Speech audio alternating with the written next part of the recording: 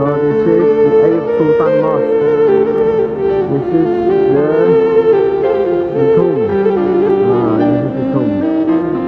This Sahaba, Ayub Sultan, is known for his bravery in going and conquering the Constantinople, the name before Istanbul.